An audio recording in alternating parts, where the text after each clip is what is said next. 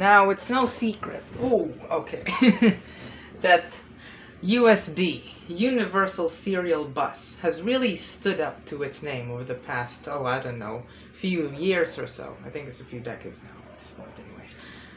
Because instead of having to use like some weird serial port or, other standard, we just use a family of ports to do anything from connecting devices to transfer data to them, or powering devices with these very thin. Like, it's amazing how much you can do with these things.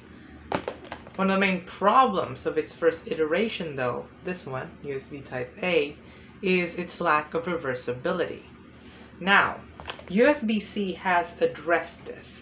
Not only is it fully reversible, it's also now actually having a lot more bandwidth than USB Type A, because this is being touted as the future of connectors, and it's getting a lot more confusing because a lot more standards are piggybacking off of this very good standard. But in the interim between that one and this, some, let's just say, more interesting designs came. Like this one. This. On the surface, these two look very different. But watch this. See right here, this is an OTG port or an OTG cable for micro B. This one fits on a USB-A port, and this one also fits. Yes, these both actually are Type A USB ports. But, of course, the party trick of this very weird appearance, okay, it fits. But if you reverse it, it still fits. Now, it may seem a little odd here, but it's actually very simple to do. You see this right here?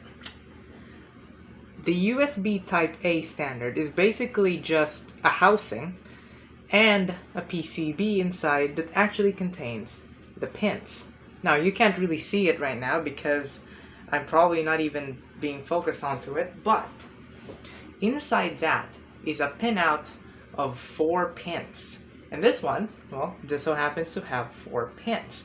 So what they essentially did is just remove the enclosure for the USB Type A and then expose the entire PCB and then put another one on the back of it. So in effect, you're putting the pins on the front and the rear so that you can just plug this back in and that one, just reverse it without having to worry about orientation.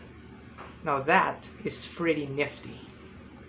There's also a different design where it keeps actually the enclosure, because this is actually sometimes used for grounding purposes, and then just puts a second hole into there with a super thin PCB. I'm gonna show a picture on that on post so that you can see. But yeah, it also looks very cool. Now, if it's as simple as, removing this thing, why didn't we just move to this when we could?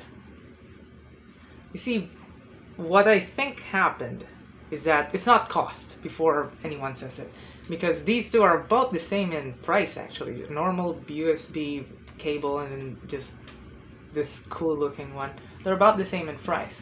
But what I think happened is a couple of things. One is that most people just don't care about this. So there's the popularity factor, I suppose. And just, more people are more familiar with this design, so that they just kept buying it instead of buying this superior one. And number two is that it might not actually be superior in every circumstances. For example, one of the reasons actually that the housing is here, aside from just the grounding purposes, this has no ground in here, is that this one depends on the tension between the PCB and the rest of the port. If that tension loosens up, this thing will easily just slip out. Whereas with an enclosure, not only does it, use the tension on the, this side right here on the big one, it's also anchored on the top so that even if it's very flimsy like that, it just slides off, it can still somewhat hold on to it without, having to just flippy doodling, sliding around thing. Now, of course, this was only really possible because the PCB is essentially the same thing. USB is USB 2 anyways, has only 4 pins, so it's much easier to implement it this way because you only need the 2 data pins and then the 2 power pins on there.